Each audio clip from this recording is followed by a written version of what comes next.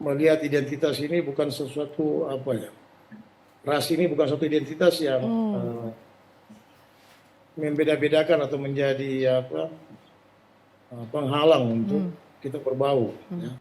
Ini KKB ini teroris ini tidak semuanya berhubungan dengan gerakan politik atau mereka lakukan itu karena menginginkan Papua merdeka atau mereka melakukan pembunuhan terhadap masyarakat sipil dari suku lain atau dari saudara kita dari luar Papua itu berhubungan dengan Papua merdeka atau berhubungan dengan ketidaksetujuan mereka terhadap kebijakan DOP untuk Papua.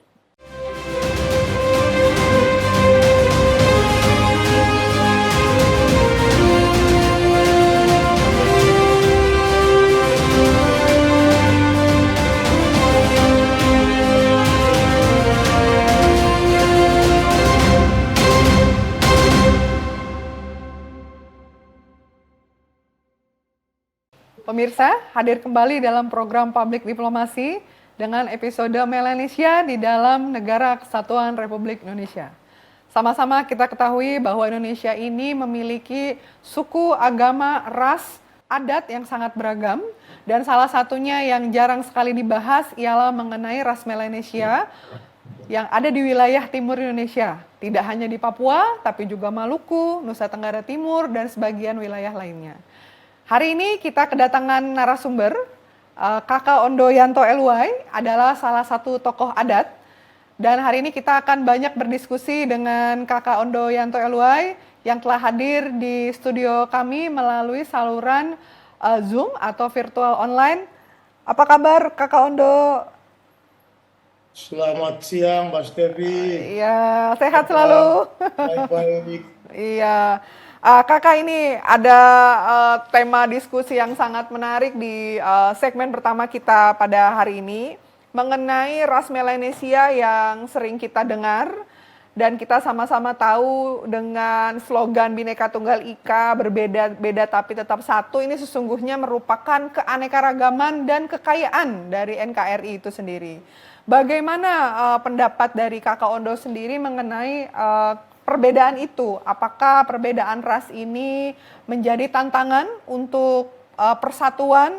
Karena kita lihat mayoritas masyarakat Indonesia sendiri ada yang Melayu, ada yang Mongoloid, ada yang lain-lainnya. Nah, ini bagaimana Kakak Ondo melihat perbedaan ras ini? Apakah menjadi hambatan atau justru menjadi sebuah anugerah yang perlu kita syukuri ke depannya?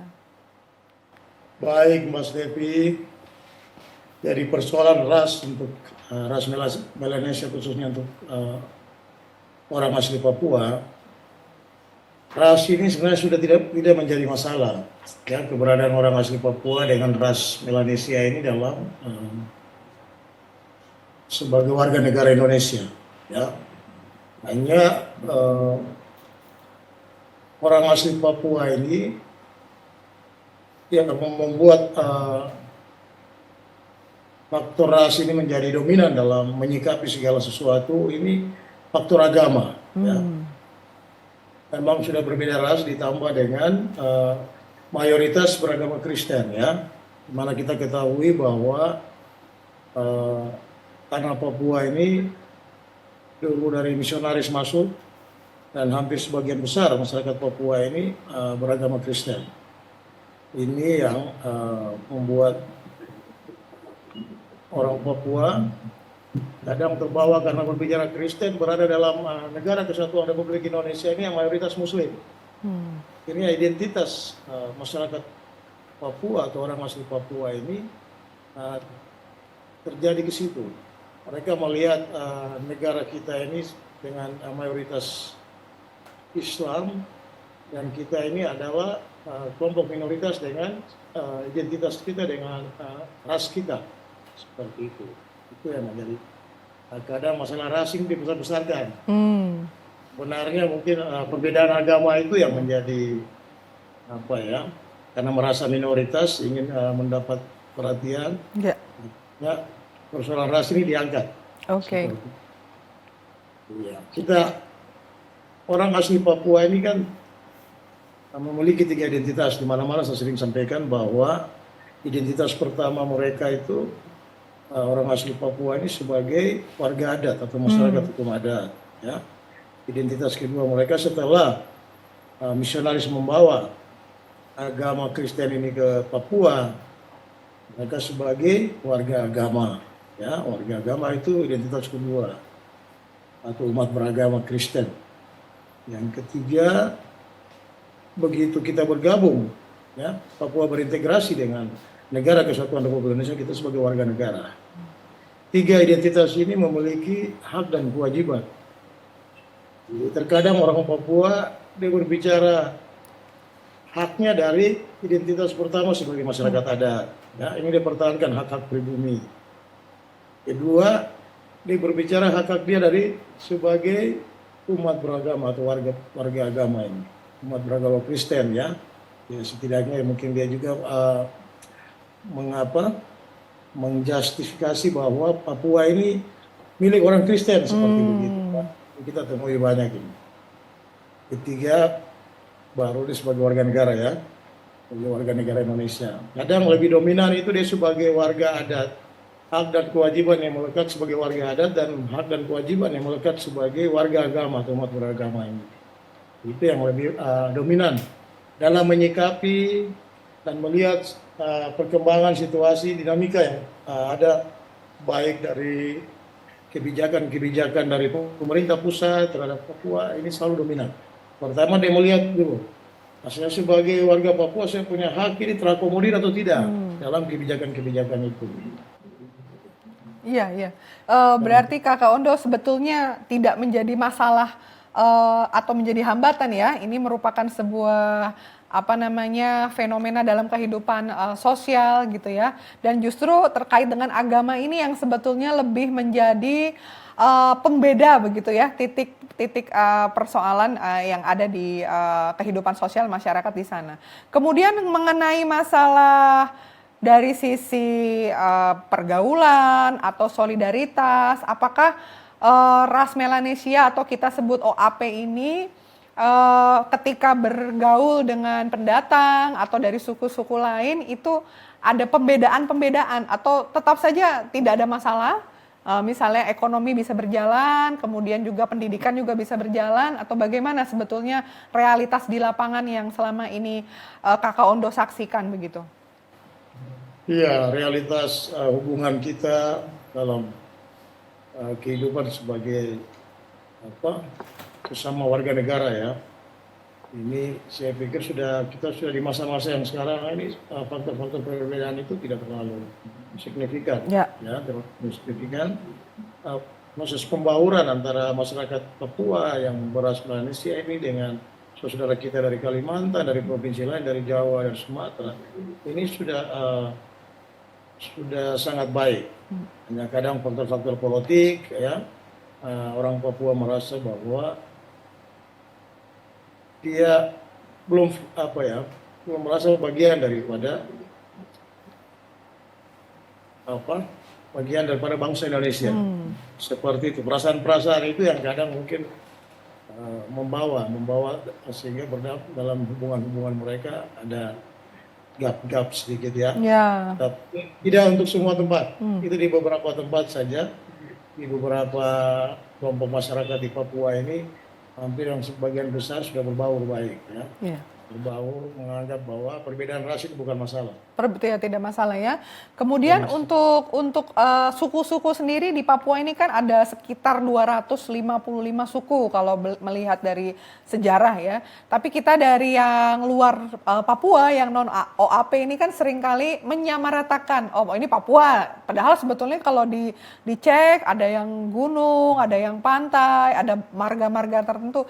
Sebetulnya ini pemirsa ingin tahu apa sebetulnya yang menjadi persamaan dari sekian banyak 255 suku itu, apa yang menjadi persamaan ciri khas dan apa juga yang menjadi perbedaan? Misalnya apakah semuanya mengenal bakar batu atau hanya teman-teman rekan-rekan di gunung saja, kemudian kalau yang di pantai bukan seperti itu. Nah, itu mungkin bisa diceritakan sedikit Kakak ini untuk menambah wawasan bagi para pemirsa di rumah. Iya, khusus untuk suku-suku di Papua yang cukup banyak juga, ya, 250 sekian. masing-masing suku ini dengan karakteristik ya tipikalnya yang berbeda ya, karena budaya adat istiadat mereka yang berbeda. Tapi saya selaku tokoh adat saya sering melihat bahwa kita dalam tatanan adat kita, nilai-nilai adat ya, hukum adat kita itu eh, siapapun yang berada di berdomisili di atas wilayah adat kita, dia bagian daripada saudara kita. Oh, Gitu. Hanya saat ini kan terjadi degradasi dalam ya. nilai-nilai adat ya, degradasi dalam hal-hal budaya yang justru kita ditanamkan atau didasari untuk saling menghargai, saling menghormati ya, saling memanusiakan. Hmm. Seperti itu. Saya kira hubungan yang renggang itu kembali ke tipikal dan juga mungkin suasana ya, situasional. Mungkin di situ juga yang suku yang asli Papua maupun saudara kita suku lain dari provinsi lain di Indonesia mungkin juga tidak supel kan gitu untuk berbaur. Itu saja persoalannya. Mungkin lingkungannya masih mempertahankan kelompok-kelompok atau apa. Sebenarnya tinggal dari siapapun yang berada di situ bagaimana saudara kita dari luar Papua untuk mengambil inisiatif. Karena orang Papua juga mungkin kadang mau mengajak atau apa untuk terlibat dalam kegiatan-kegiatan budaya dan lain sebagainya atau dalam interaksi sosial. Sehari-hari ini mungkin juga masih menjaga masih merasa rendah diri atau faktor-faktor lain ya, ini faktor-faktor psikologis lain ini yang membuat terjadi kerenggangan seperti itu. Sebenarnya tinggal saudara kita ini membawa diri untuk berbaur dan cara seorang Papua itu akan menerima dan menganggap sebagai saudara mereka. Iya, jadi kan kalau kita perhatikan di rekan-rekan mahasiswa yang berkuliah di luar atau dari rekan-rekan dari yang luar berkuliah ke Papua begitu kan, menarik ketika melihat ada mama-mama jualan pinang begitu ya, kemudian juga tas-tas noken, hal semacam ini yang tidak ada di provinsi lain begitu ya, hanya ada di Papua dan Papua Barat. Mungkin ini menjadi sebuah keberagaman dari adat istiadat sendiri. Mungkin Kakak Ondo bisa cerita sejarahnya bagaimana sih Kakak Ondo untuk kebudayaan ini begitu, sejarah baik ras Melanesia maupun kehidupan suku-suku di Papua. Iya, dalam konteks ini kebudayaan kita mengekspresikan kebudayaan macam noken ya, di simbol-simbol ya, simbol-simbol adat budaya kita bahwa dulu sebelum teknologi ya, sebelum perkembangan dunia ini semakin modern, ini kan hal-hal yang digunakan. Jadi saat ini mereka melihat bahwa ciri khas budaya kita ini mempunyai nilai-nilai ekonomi ya. Nilai ekonomi dan juga itu menunjukkan identitas. Jadi karena mempunyai nilai ekonomi dengan budaya-budaya kita, mereka di samping menjual simbol-simbol ini, simbol-simbol budaya sebagai identitas mereka juga ingin memperkenalkan bahwa dulu kehidupan masyarakat Papua ini seperti ini. Saat masih primitif dan lain sebagainya. Jadi sistem untuk pembauran yang lebih baik juga, ciri khas orang Papua dengan budaya gaya noken dan lain sebagainya. Kalau di orang Papua kalau lihat digunakan oleh saudara kita di luar dari Papua, itu suatu kebanggaan. Iya, iya. Dan mereka melihat bahwa ini, kalau sudah bangga begitu, mereka melihat bahwa ini bagian dari saudara kita. Iya. Yang menghargai kita. Jadi simbol-simbol budaya juga punya pengaruh untuk mempererat. Ya, mempererat hubungan-hubungan dengan saudara kita yang lain. Ya, kemudian ya ini bagus sekali. Jadi justru bukan kecemburuan, justru bangga ya ketika ada budaya-budaya Papua yang diperkenalkan di Jawa. Kemudian kita lihat tas noken sudah banyak dijual di Jogja, begitu ya. Ini merupakan akulturasi budaya.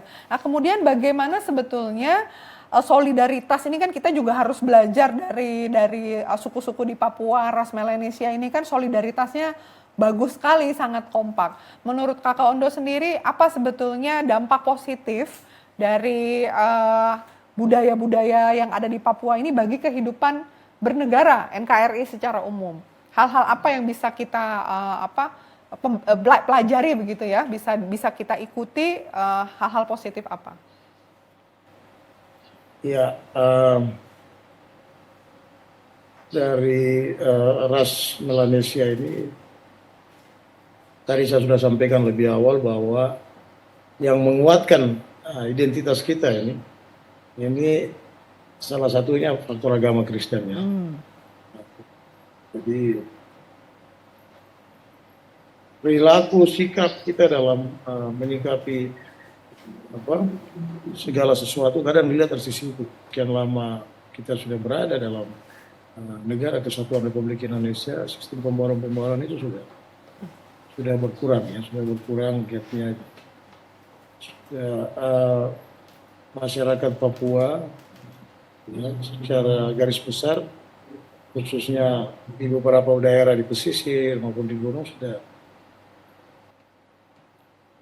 melihat identitas ini bukan sesuatu ras ini bukan suatu identitas yang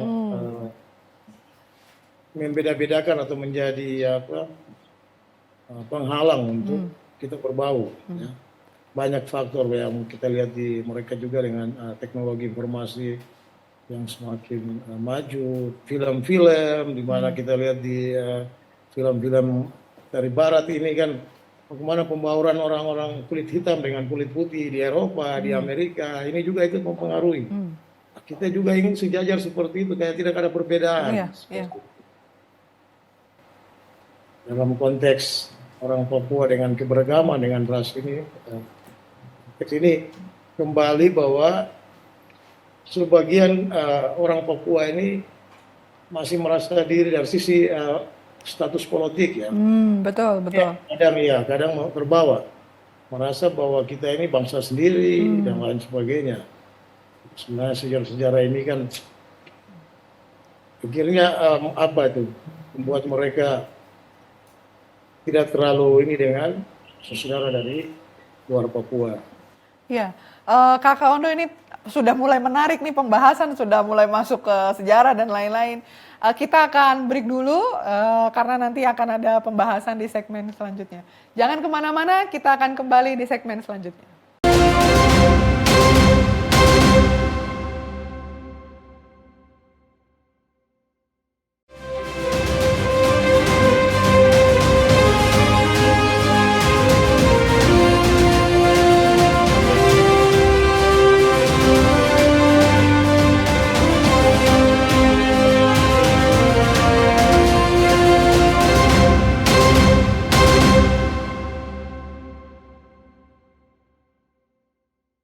Pemirsa, masih bersama saya Stepi Andriani dalam episode Melanesia di dalam Bingkai NKRI. Masih bersama kita Kakak Yanto Eluai yang hadir secara virtual di Papua. Kakak Ondo, ini kita lanjutkan ke segmen kedua. Ini kalau tadi di segmen pertama dijelaskan mengenai bahwa faktor agama, kemudian juga bagaimana sudah ada pembaruan ya. Dan ini sudah mulai masuk tadi pembahasan masuk ke sejarah.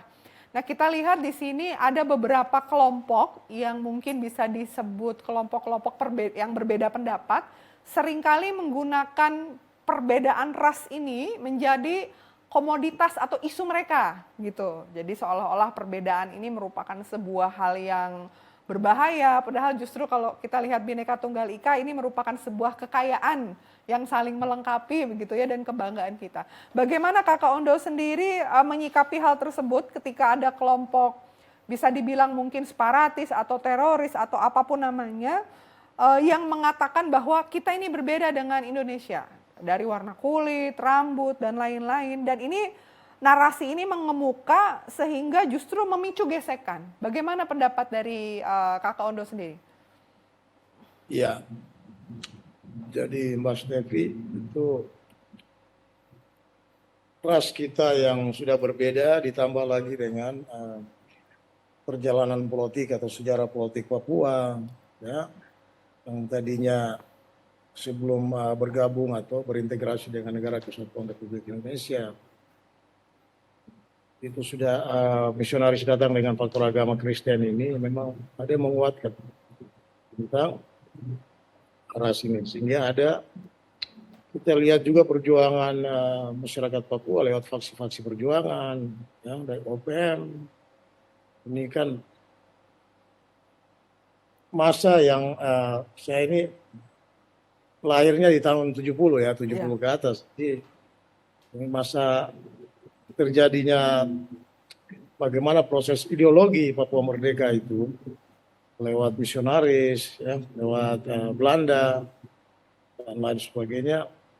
Ini sudah tertanam sehingga membentuk ideologi yang berbeda dengan ideologi kita, ideologi bangsa Indonesia. Ini dengan sejarah karena termakan sejarah yang dilakukan oleh Belanda, ya. Ini akhirnya kelompok-kelompok ini eksis, ditambah dengan alasan-alasan fisik itu yang ras yang berbeda, menguatkan bahwa kita ini ras beda. Kelompok-kelompok masyarakat di Papua ini yang terbawa dari 61, ya, 61 bahwa mereka melegitimasi bahwa Papua ini sudah merdeka, gitu ya. Akhirnya kelompok-kelompok ini tadinya di daerah pesisir, ya, daerah pesisir Papua. Di daerah pegunungan ini kan belum tahu tentang, mereka belum juga mendapatkan pendidikan dan lain sebagainya. Pada saat itu faktor politik ini justru didominasi oleh orang-orang Papua yang berada di pesisir pantai. Nah, ini dalam perjalanan setelah terproses dengan waktu dan mereka juga menyaksikan dampak daripada aksi-aksi atau gerakan-gerakan mereka ini, konsekuensinya banyak juga yang harus kehilangan nyawa dan lain sebagainya, dipenjarakan. Ini sudah mulai kita kembali menyadari bahwa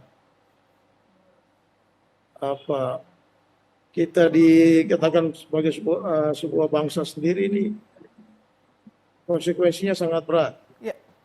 Ya, jadi sudah semakin banyak yang sudah tidak lagi terlibat dalam gerakan-gerakan seperti itu, ya. Ya, Kakak Ondo, jadi program pemerintah. Ya, Kakak Ondo, mohon maaf, apa suara saya terdengar? Terdengar. Ya, mohon maaf tadi suaranya agak putus-putus.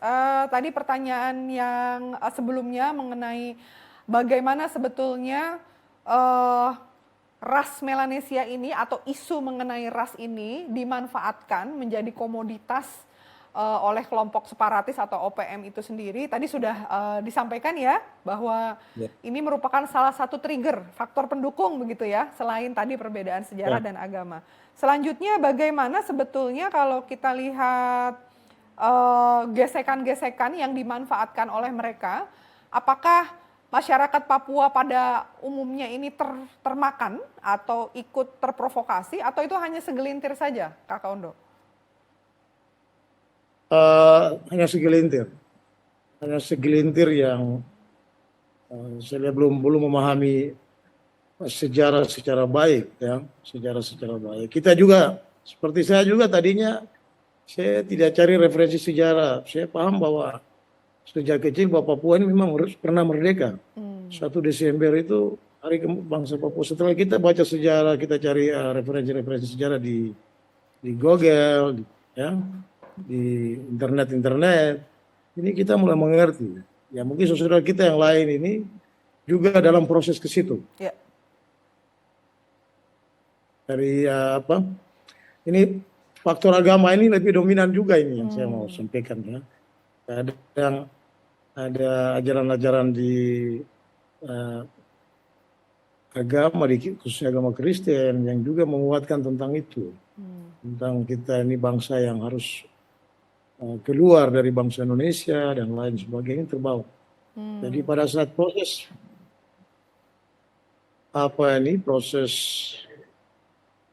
perjalanan sejarah peradaban masyarakat asli Papua ini setelah Belanda masuk di tahun misionaris Belanda masuk di tahun 50, 52, 50 ke atas ini kan sudah tertanam itu. Banyak juga cerita-cerita tentang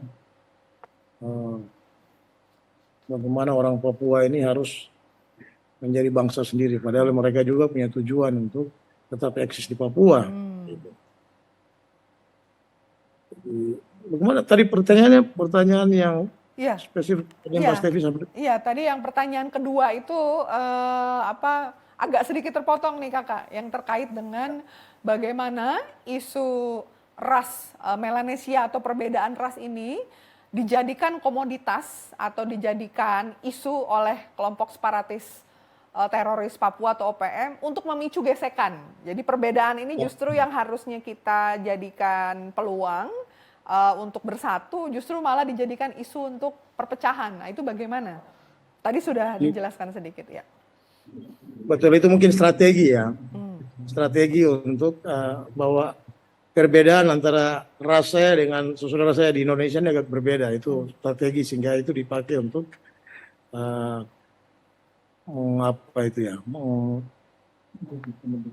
menjadi komoditas karena ras yang berbeda itu ya. Jadi, karena ada sebagian ras Melanesia juga yang berada di daerah Pasifik dan lain sebagainya. Jadi strategi ini dipakai oleh faksi-faksi perjuangan di Papua untuk mendapat simpati atau dukungan dari sesama ras seperti itu.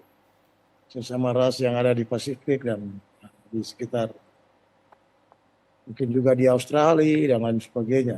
Jadi ini strategi saja. Jadi mereka gunakan ras ini dalam perjuangan itu untuk mendapat simpati dan dukungan dari sesama ras mereka di luar negeri, di luar dari Indonesia. Oke, berarti itu sebagai strategi ya, strategi untuk menggalang dukungan. Oke, kemudian untuk generasi muda ini, Kakak Ondo, bagaimana sebetulnya peran generasi muda Papua menyikapi perbedaan ini? Karena kalau kita lihat generasi muda Papua ini kan menjadi ujung tombak, angin segar begitu ya. Sudah ada yang ke Jawa, ada yang ke Sumatera, sudah berkuliah, bahkan ada beasiswa Otsus dan lain-lain. Bagaimana Kakak Ondo menyikapi peran generasi muda dalam menghilangkan bahwa ras ini merupakan hambatan, justru harusnya menjadi sebuah peluang perbedaan ini. Bagaimana Kakak menyikapi mengenai peran generasi muda itu? Iya, generasi muda ini kan opportunity oriented ya. Mereka biasanya pada peluang ya. Terus mereka juga menjadi pemuda ini, mereka berada di persimpangan jalan seperti itu dalam mencari jati diri. Ya ada hal-hal yang mereka lihat lebih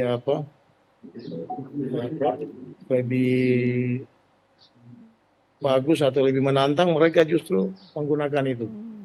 Jadi memang di kalangan pemuda Papua, tidak semuanya juga ya, ada saudara kita yang pemuda ini dalam tahapan-tahapan belajar semacam mahasiswa.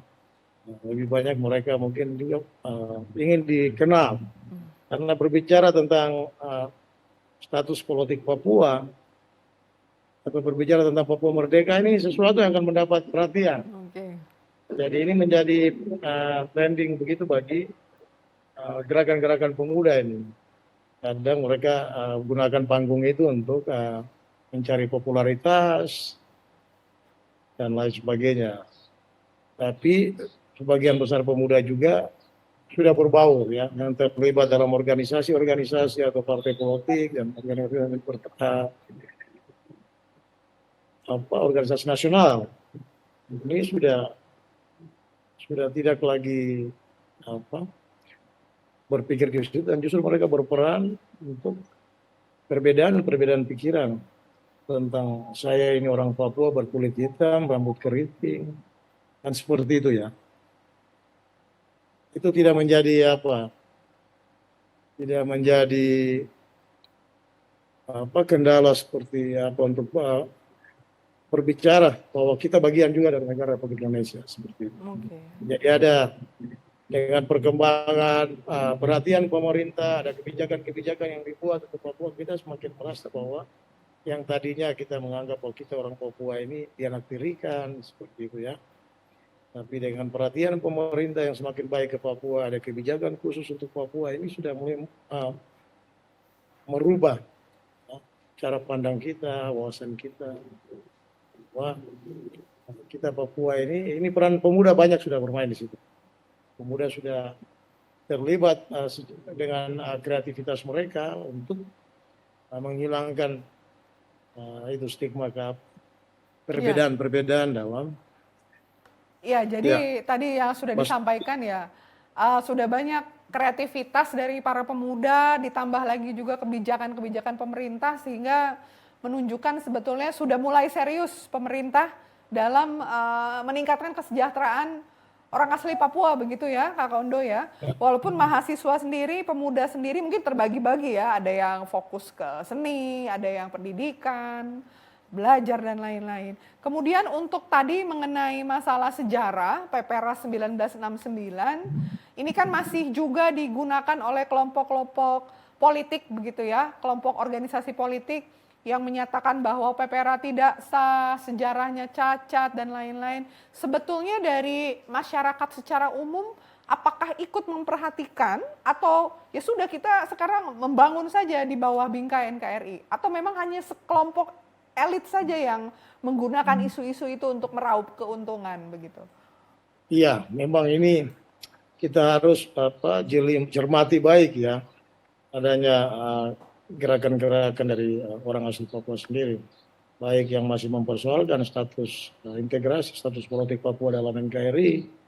Ini banyak motivasinya, ini banyak orientasinya, ini bermacam-macam, motivasinya juga bermacam-macam.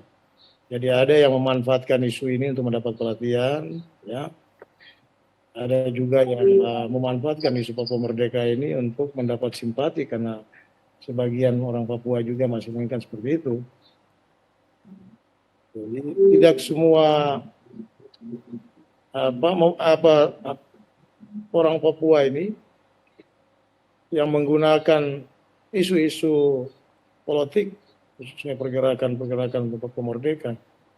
Ini juga ada kelompok yang menggunakan itu untuk mempertahankan hidup atau menyambung hidup.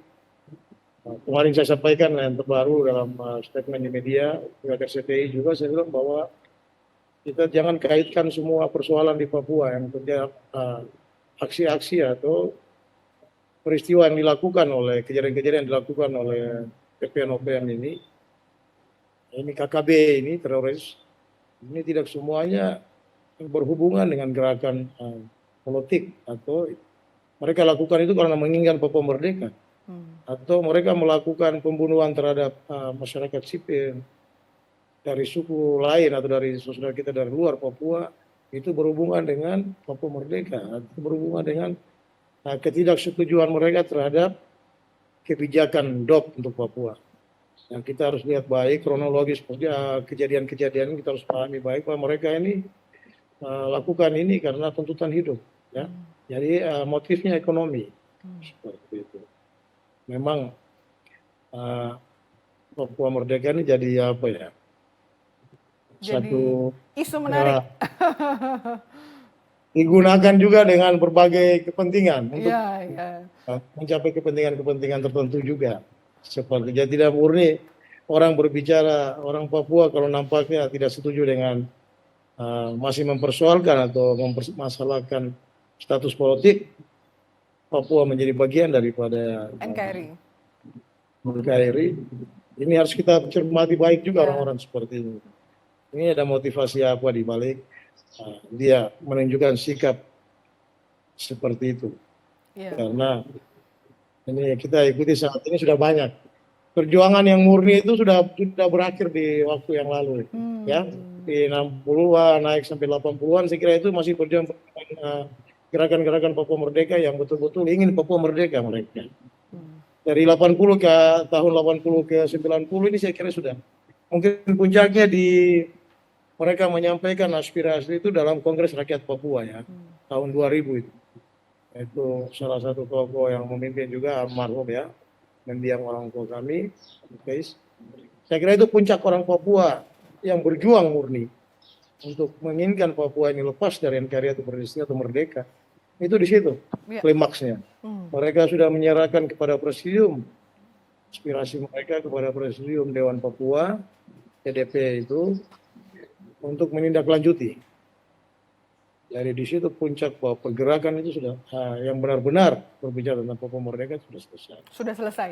Mereka berharap kepada presiden. Nah, jadi yang sekarang muncul ini jangan langsung kita, wah ini gerakan Papua ini memang betul-betul kelompok kriminal ya. Kelompok Kalau kriminal. melakukan ya kriminal KKB ya, kelompok kriminal bersenjata. Kalau yang melakukan aksi-aksi atau membunuh masyarakat sipil dan lain sebagainya ini motif ekonomi.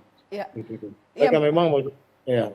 Ya ini jadi ini pernyataan Kakak Ondo ini sangat penting sekali begitu nanti dilihat oleh pemirsa bahwa kelompok separatis teroris atau kelompok yang ada hari ini bisa jadi tidak memahami makna dan secara ideologis sejarah Papua Merdeka ya.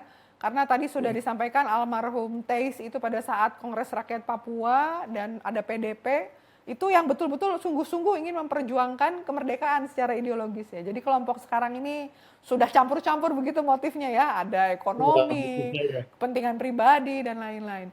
Kakak Ondo ini kita break dulu, ini sangat menarik sekali nih pemirsa di rumah. Jangan kemana-mana, kita akan kembali di segmen selanjutnya.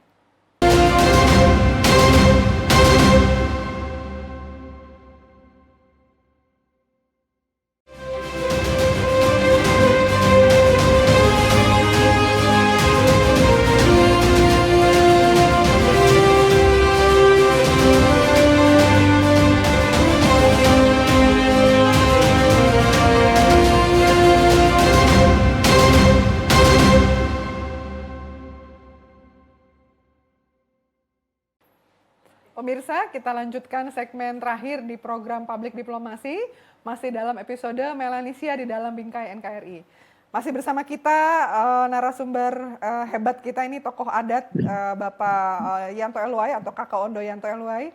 Tadi sudah diskusi dengan kita dan mungkin tadi pemirsa di rumah juga sudah mendengar. Ini adalah statement yang menarik dari putra tokoh terkenal almarhum Bapak Teis Eluai yang merupakan saksi sejarah ya.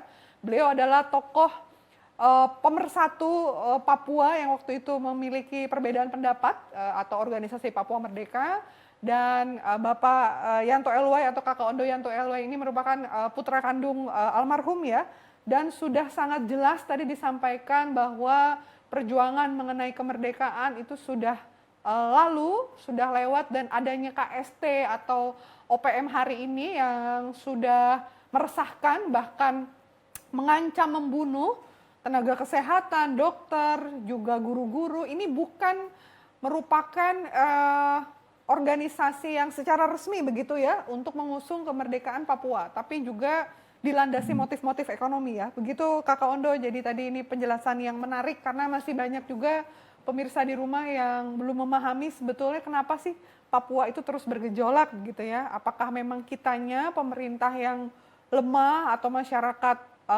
sipil atau pendatang yang kurang berbaur. Nah, ini tadi sudah dijelaskan, menarik sekali. Kita masuk ke dalam diskusi selanjutnya ini Kakak mengenai masalah kesejahteraan dan juga mengenai pembangunan yang sudah dibangun oleh Presiden Joko Widodo dan pemerintah hari ini.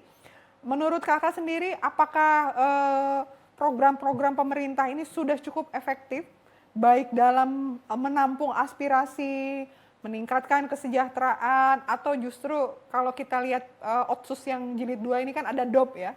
Ini kan niat awalnya baik nih untuk mendekatkan nih rentang kendali agar tidak terlalu jauh. Nah ini bagaimana sebetulnya dinamika di lapangannya? Apakah masih banyak hambatan tantangan atau sebetulnya ini bagus? Seperti itu Kakak. Silakan Kakak. Baik. Pak Stepi. Jadi program-program percepatan pembangunan kesejahteraan di Papua, baik dari selama pemerintah memberikan kebijakan dari Otsus Jilid 1 di tahun 2001 ya. Nah, kemarin sudah dilanjutkan lagi dengan kebijakan untuk Otsus Jilid 2 atau Otsus Fase 2. Jadi dengan semakin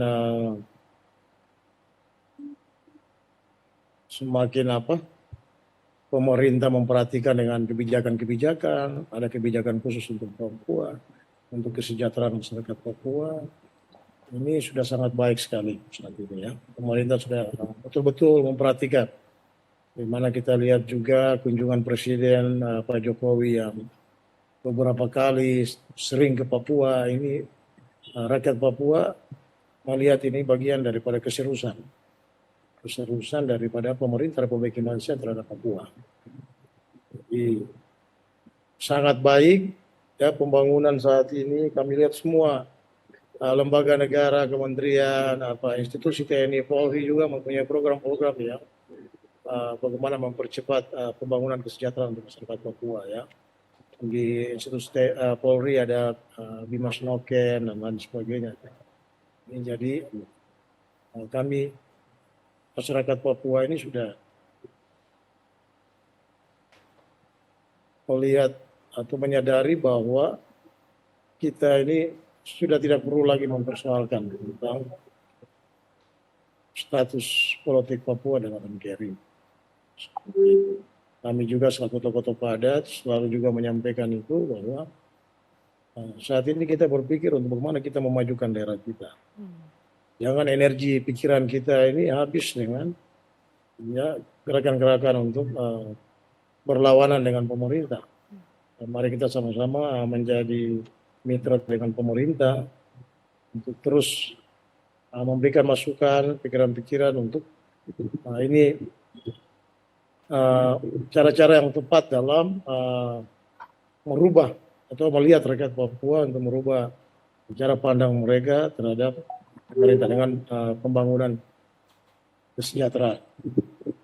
Jadi, ini sudah sangat baik saat ini, di mana perhatian pemerintah begitu serius ya untuk masyarakat Papua, untuk pembangunan di Papua maupun kesejahteraan masyarakat Papua. Saya kira seperti itu. Ya. Untuk masalah mungkin kalau kemarin kita lihat ada demo-demo dari MRP atau demo-demo dari kelompok-kelompok yang kontra. Menurut Kakak Ondo sendiri sebetulnya langkah apa yang harus dilakukan oleh pemerintah ke depannya? Apakah tokoh adat dan tokoh agama ini sudah ikut berkolaborasi untuk sama-sama duduk, kemudian juga merumuskan apa peluang-peluang yang bisa diambil, atau bagaimana sih sebetulnya peranan tokoh adat dan tokoh agama ini dalam ketika ada konflik di lapangan atau ketika ada demonstrasi ini ya bisa ikut mencairkan suasana atau justru merangkul begitu agar ada persamaan persepsi baik untuk keutuhan NKRI maupun untuk program-program pemerintah. Ya, ini menarik ini pertanyaannya ini Mbak Stepi. Jadi tadi saya sampaikan tentang identitas masyarakat orang asli Papua ini. Identitas pertama mereka kan sebagai warga adat ya. Masyarakat hukum adat kalau kita lihat di Undang-Undang 1945 pasal 18B itu masyarakat hukum adat dengan aturan-aturan yang masih ada ya. Baik Mas Tepi. Jadi selama ini unsur-unsur ini di pemerintah adat agama ini kan tiga tungku yang sering tiga tungku yang sering berperan ya dalam masyarakat, kehidupan masyarakat di Papua ya. Peran pemerintah sering bermitra dengan agama dan juga dengan adat. Peran-peran ini yang belum maksimal khususnya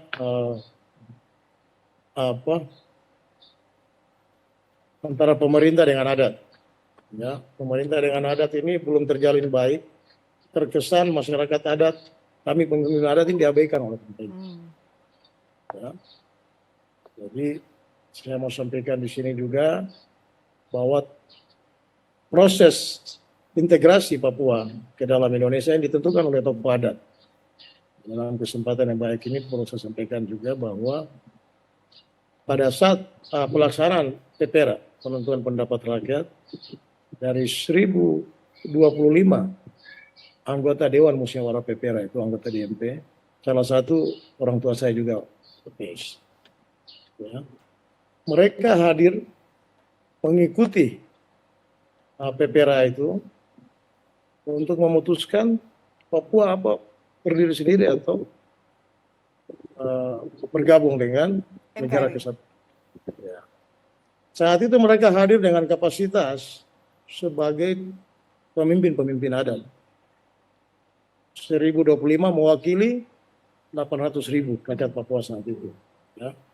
Mereka hadir mewakili masyarakat adatnya sebagai representasi daripada masyarakat adat. Juga mereka hadir dengan kewenangan atas kepemilikan terhadap wilayah adat itu. Pada saat mereka memutuskan dalam PPRA di 69 itu, Papua menjadi bagian daripada Republik Indonesia. Jadi secara logikanya mereka sudah, begitu mereka menyetujui atau memutuskan untuk Papua menjadi bagian daripada negara Republik Indonesia, berarti mereka sudah menyerahkan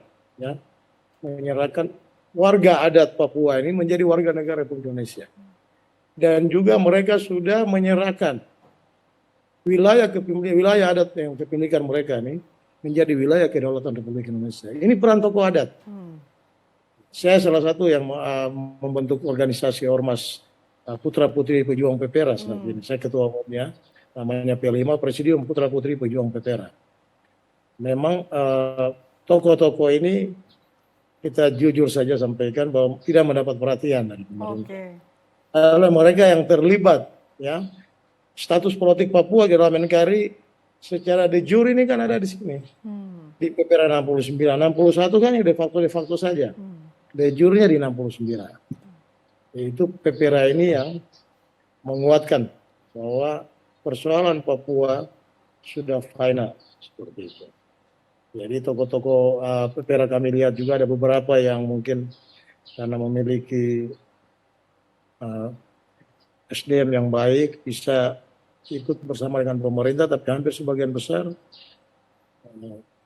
tidak mendapatkan perhatian. Oleh sebab itu kami ormas ini supaya pemerintah, ini kita sudah generasi keberapa dari anak-anak Putra Putri PPRA ini. Jadi kita dari 1025 kalau kita tarik mereka saat itu terlibat dalam PPRA itu, ini sekarang sudah banyak generasi dari tokoh PPRA, Putra Putri ya, mungkin sudah cucu. Nah ini kita bangun kembali organisasi ini, kita siap menjaga, mengawal keputusan PPRA itu. Jadi kalau ada orang yang masih mempersoalkan status politik Papua, kita bilang final.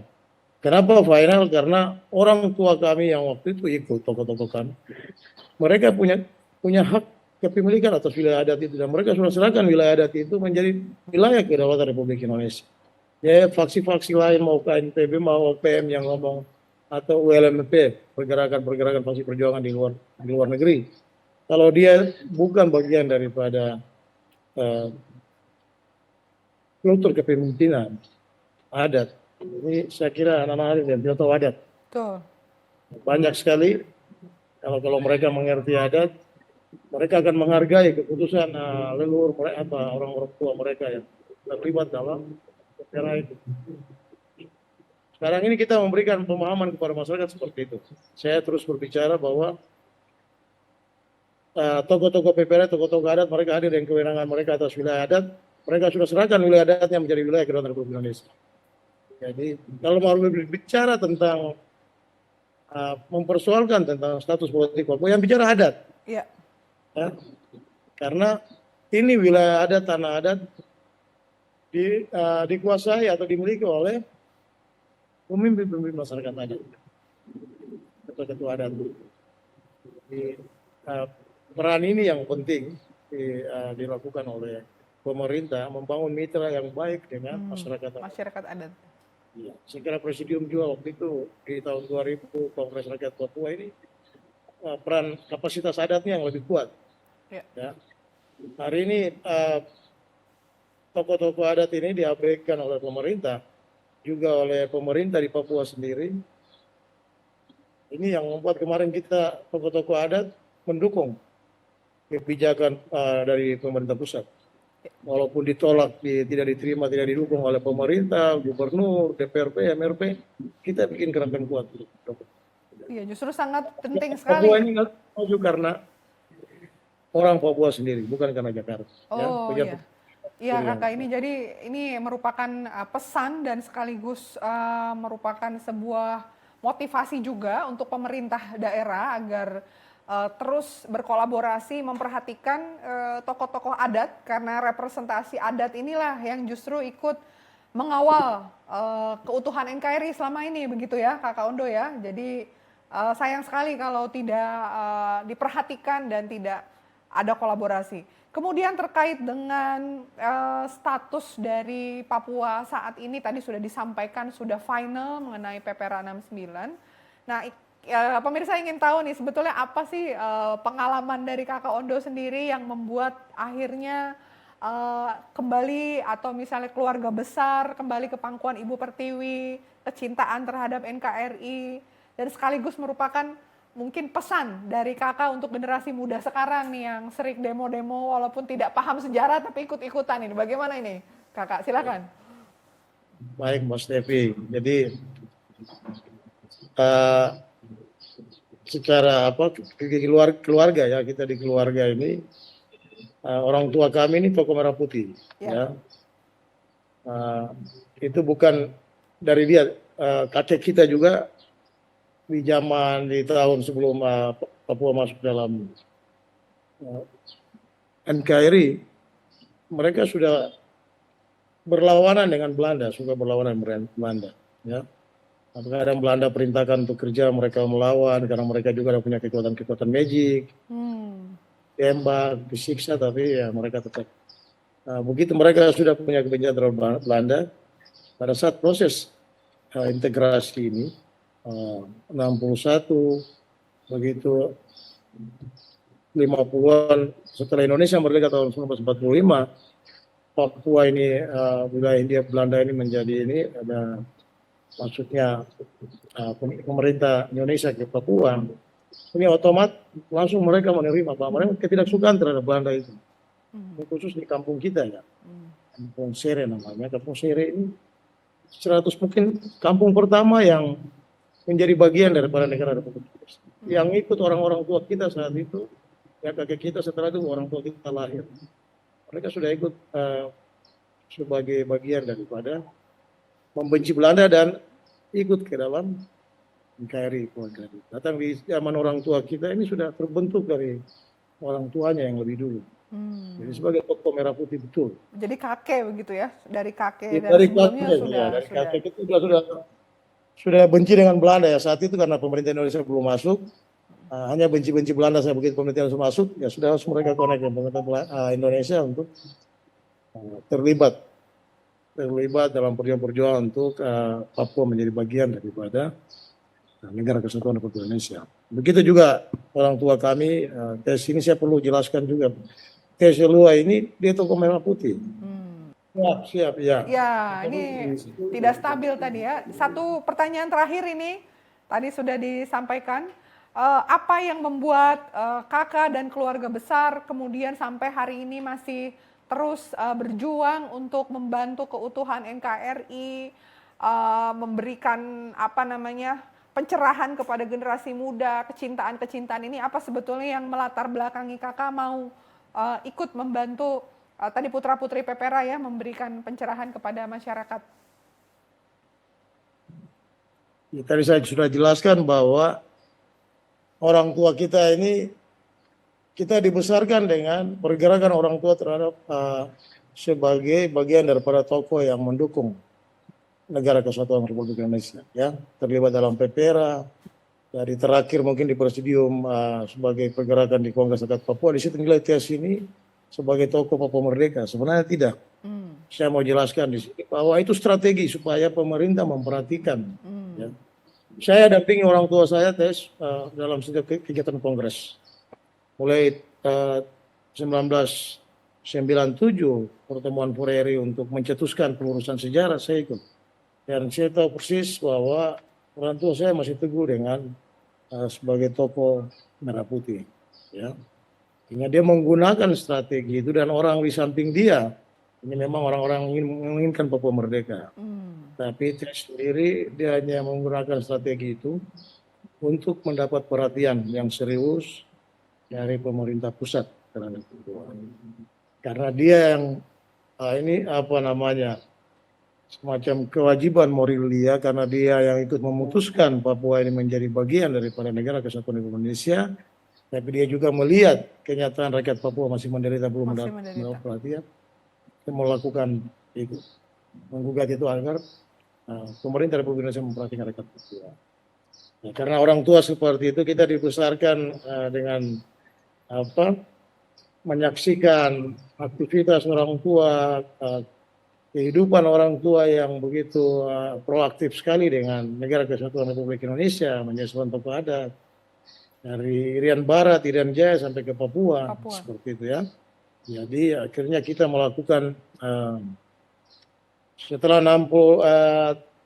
Otsus berjalan kita lihat juga nih Otsus ini membuat belum menyentuh hak Papua yang ada di kampung-kampung ya, yang ada di Otsus ini dimanfaatkan oleh pejabat-pejabat ya untuk kepentingan mereka sendiri, kekayaan untuk seperti begitu.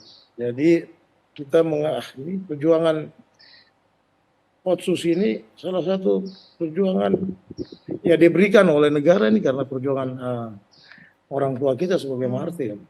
Tapi Otsus ini tidak menyentuh baik rakyat Papua. Karena pejabat di Papua sendiri yang memanfaatkan untuk memperkaya diri dan lain sebagainya. Oleh sebab itu kami keluarga saya yang menginisiasi di tahun 2018 itu kami keluarga melakukan deklarasi damai. Deklarasi damai. Deklarasi damai kan ini orang Papua sendiri yang membuat orang Papua ini susah.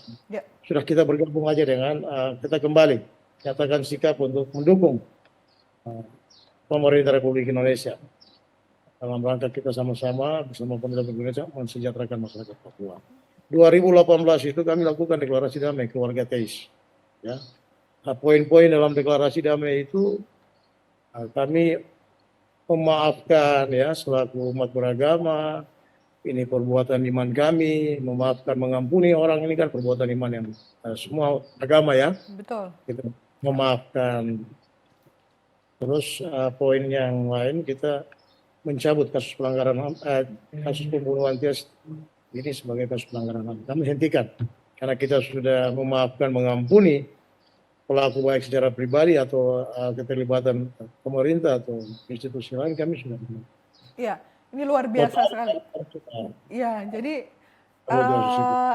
keluarga Teis ini atau dari keluarga besar Kakak Yanto Elua ini sudah memberikan contoh dialog damai, deklarasi damai, memaafkan, dan ini mungkin harus menjadi inspirasi untuk kita semua, baik pemerintah maupun masyarakat yang sering kali berkonflik, agar sama-sama membangun Papua yang lebih maju, baru ke depan gitu ya. Nah ini terakhir Kakak Ondo, adakah pesan-pesan atau harapan Kakak sendiri untuk generasi muda? Jadi bagaimana agar, ini kan yang akan memimpin Papua ke depan ini adalah generasi muda. Jangan sampai karena tadi perbedaan ras, kemudian juga karena tadi ada sejarah masa lalu dan lain-lain, kemudian menjadi hambatan. Apa pesan-pesan Kakak untuk generasi muda nanti pemirsa di rumah yang menyaksikan tayangan ini? Baik, Mbak Stefi. Jadi kepada generasi muda, masyarakat Papua, perjalanan sejarah kita yang penuh dengan dan kelam ya, kita harus melihat ini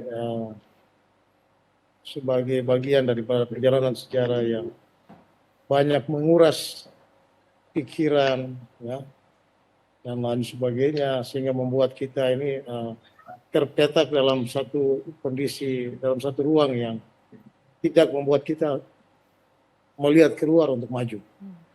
Jadi hal-hal yang selama ini membuat orang Papua kadang terfokus atau generasi muda untuk masih terus mengeluarkan energi pikiran dia untuk berpikir tentang status politik. Kami selaku Topadat ya, sebagai saudara bagian daripada mereka, saya mengimbau supaya kita semua menghentikan, jangan lagi mempersoalkan, mempermasalahkan status politik atau status integrasi Papua ke dalam NKRI.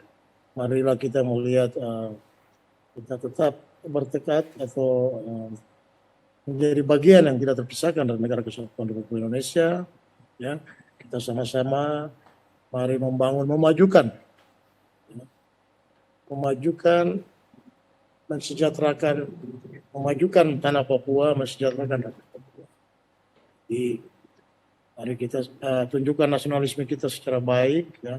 Karena ini juga salah satu faktor yang membuat pemerintah kadang mau mendukung, memberikan program-program yang baik kepada rakyat Papua, tapi nasionalisme kita ini masih dipersoalkan, ya, masih samar-samar seperti itu. Betul. Mari kita semua tunjukkan nasionalisme Indonesia yang baik, sehingga pemerintah juga tidak segan-segan dalam memberikan program-program untuk kemajuan dan kesejahteraan masyarakat Papua. Pada adik-adik pemuda, ya, generasi muda saat ini yang kuliah, kejarlah ilmu untuk diaplikasikan dalam kemajuan dan kesejahteraan masyarakat Papua. Jadi hentikan pikiran-pikiran yang dapat menggiring kita untuk terlibat dalam aksi-aksi yang justru tidak bermanfaat. Ya, banyak sekali situasi Papua saat ini, di mana-mana kita lihat kondisi aktualnya Papua ini kan masih banyak orang susah. Mungkin di kota-kota saja yang kita lihat ini, yang membuat susah tadi saya sampaikan bahwa rakyat Papua sendiri. Jadi mari kita sama-sama tunjukkan nasionalisme kita, nasionalisme Indonesia yang baik, dan kita sama-sama memberikan kontribusi atau pikiran-pikiran atau upaya-upaya, usaha-usaha untuk kemajuan rakyat di tanah Papua. Mungkin saya pikir seperti itu. Iya. Ini persoalan Papua ini hanya kadang kita mendasari sesuatu dengan negatif thinking terhadap karena ini yang membuat. Betul. Apa negatif thinking? Karena kita masih mempertahankan nasionalisme lain, atau kita masih melihat bahwa kita bukan bagian daripada negara kesatuan Republik Indonesia. Jadi apapun yang baik diberikan oleh pemerintah selalu dilihat itu tidak baik. Iya. Pemerintah sudah begitu serius, tapi karena kita masih ada hal-hal lain dalam hati kita, akhirnya kita melihat sesuatu yang positif itu kadang kita lihat negatif, ya. Iya. Yang sebenarnya sangat baik untuk kita. Mari sama-sama semua kita berkomitmen untuk status politik Papua dalam NKRI ini selesai. Luar biasa saya kira sekali. semua saya berkomitmen seperti itu, saya kira sudah Papua ini akan semakin maju dan rakyat sejahtera. Ya, luar biasa sekali ini Bapak narasumber kita ini, Kakak Ondoyanto Aluai, sudah memberikan pencerahan dan statementnya sangat tegas bahwa Papua sudah menjadi bagian dari NKRI.